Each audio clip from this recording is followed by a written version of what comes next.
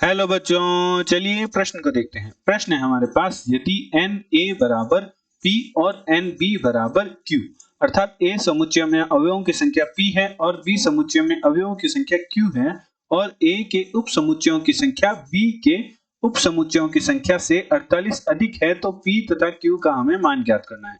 प्रश्न में हमें 4 विकल्प दिए हैं a b c d, जिनमें से हमें एक सही विकल्प का चयन करना है।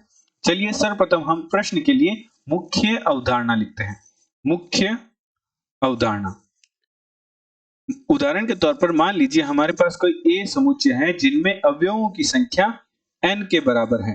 तो ए समुच्चय के लिए उप समुच्चयों का हमारे पास जो सूत्र होता है वो कुछ इस प्रकार होता है। ए समुच्चयों, ए के उप समुच्चयों की संख्या का हमारे पास सूत्र होता है जो कि हमारे पास होता है 2 की घात n। अतः प्रश्न अनुसार प्रश्न में हमें दे रखा है n a बराबर p, अर्थात a समुच्चय में अवयवों की संख्या p दे रखी है एवं b समुच्चय में अवयवों की संख्या हमें दे रखी है q। तो हम सर्वप्रथम a के उप समुच्चयों की संख्या ज्ञात करते हैं। a के उप समुच्चयों की संख्या का हमारे पास मान आ जाएगा जो कि आ जाएगा 2 की घात p। इसी प्रकार b के उप समुच्चयों की संख्या हमारे पास प्राप्त हो जाएगी 2 की घात q। अतः प्रश्न अनुसार प्रश्न में हमें दे रखा है कि a के उप समुच्चयों की संख्या b के उप समुच्चयों की संख्या से 48 अधिक है। अर्थात प्रश्न अनुसार हम लिख सकते हैं, प्रश्न अनुसार हम लिख सकते हैं कि 2p बराबर होगा 2q प्लस 48 के। व्यवस्थित करके हल करने पर हमारे पास प्राप्त होगा 2 की घात p माइनस 2 की घात q बराबर 48, जहां से हम कह सकते हैं कि a के उप समुच्चयों की संख्या का मान b के उप समुच्चयों की संख्या के मान से अधिक होगा। अर्थात हम यहां से यह कह सकते हैं कि जो p का मान है वह q से बड़ा होगा। अब हम निम्न प्रश्न का हल जो हमारे प्रश्न में विकल्प दे रखे हैं विकल्पों की सहायता से हल करेंगे। तो चलिए विकल्प देखते हैं। सर्वप्रथम हम यह देखते हैं कि किन विकल्पों में p का मान q से अधिक है। तो हमारे पास जो विकल्प दे रखे हैं, हमारे पास जो पहला विकल्प है उसमें p का मान q से अधिक है, दूसरे विकल्प में भी हमारा p का मान q से अधिक है, तीसरे विकल्प में हमारा p का मान q से कम है, तो यह विकल्प संभव नहीं हो सकता।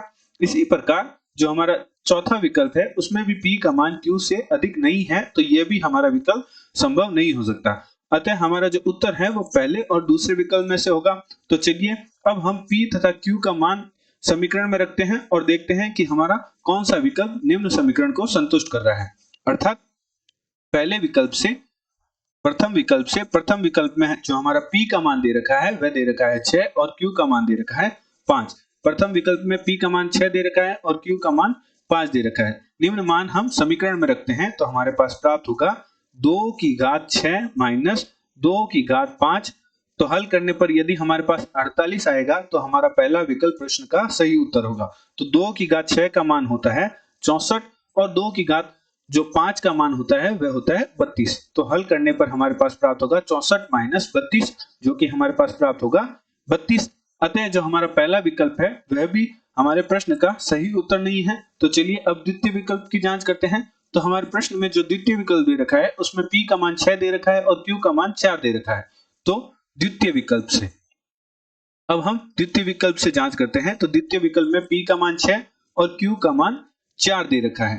तो समीकरण में रखते हैं और हल करते हैं तो हमारे पास आएगा 2 की घात 6 माइनस 2 की घात 4। तो 2 की घात 6 का मान होता है 64 माइनस 2 की घात 4 का मान हमारे पास होता है 16। तो हमारे पास हल करने पर प्राप्त होगा 64 माइनस 16 अर्थात 48। अतः द्वितीय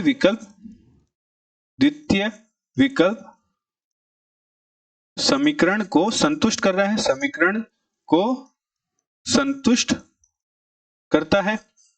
अतः हमारे प्रश्न का सही उत्तर है वह द्वितीय विकल्प होगा। तो हमारे प्रश्न का जो सही उत्तर है वह हमारे पास है बी। आशा करते हैं आपका प्रश्न का समझ आया होगा। धन्यवाद।